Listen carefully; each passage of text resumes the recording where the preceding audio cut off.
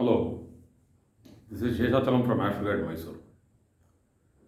Today, let us solve two queries pertaining to combustion of Saturn. These queries have been requested by my YouTube readers, watchers. So, one of them is from Rakesh Ram. So, the question is, the situation due to combustion, will it remain throughout our life? That is, will it remain forever in life, or will it improve over time? Fantastic query, because most of the times we underestimate a planetary combustion, and this particular query stands 100% correct with regard to the combustions, because when a planet gets combust, that means its status, sthiti, has permanently changed. We call this as asta. Asta means the planet has set into sun, or we also call it as krurodhaya. That is when the lagna comes along with the sun, or the sun is very close to lagna. We call this as krurodhaya lagna. That is, the lagna is with a cruel planet or a very strong planet, sun.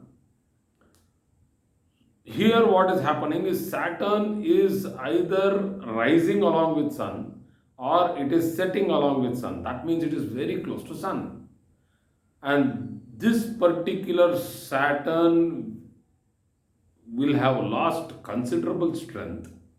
I'm not telling that this Saturn is going to be totally useless and it will not give you any strength at all. Nothing like that. Saturn has its role to play because of its different aspects.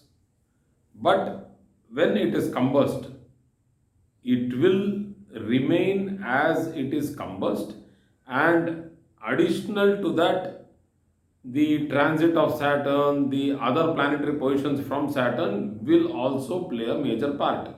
But this question from Rakesh Ram stands perfect, that if a combust Saturn is there in a chart, then will that particular state of Saturn, maybe it is 50% strong or 60% strong, will it remain throughout life?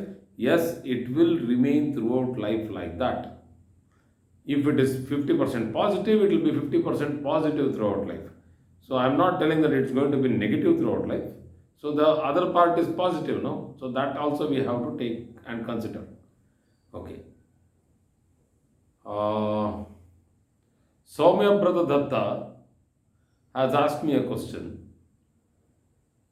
Sun at 10 degrees and Saturn at 12 degrees in Aries for a Gemini ascendant.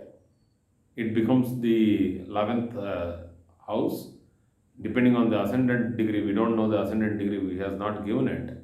So let us consider that ascendant is also at around 10 to 15 degrees. So that means Sun and Saturn are in the midpoint of the 11th house. So he is asking me any comments on this, because here Sun gets exalted and Saturn gets debilitated, and whether there is Nicha Bhanga Raja Yoga. This is one thing which many people ask me, that when Saturn is debilitated in Aries and Sun is exalted in Aries, whether Nicha Bhanga happens, whether Jupiter debilitated in Capricorn and Mars is exalted in Capricorn, whether Nicha Bhanga happens. Nicha Bhanga Raja Yoga, as per its theoretical explanation and rule, yes, this is Nicha Bhanga Raja Yoga, no doubt about it. Saturn will gain some strength because of the exaltation of Sun in the same place, but still Saturn has gone through combustion. So the combustion of Saturn has happened. The other point which is important here is, it is the 11th house. So when you have two extremely strong planets sitting in the 11th house, and both are, one is Nicha Bhanga Raja Yoga has come to Saturn, NBRY, and Sun is exalted.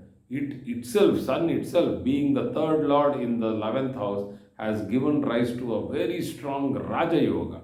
That is the yoga of a king, very strong yoga.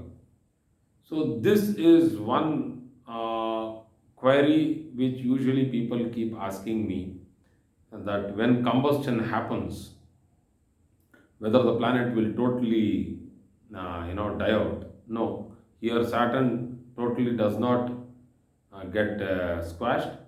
It is still having its natal strength, but considerable loss of strength is seen in this particular combination from Saturn's side, but it is compensated by Sun, which is exalted there. So that is why the Nichabanga Raj Yoga works. So thank you very much for this video.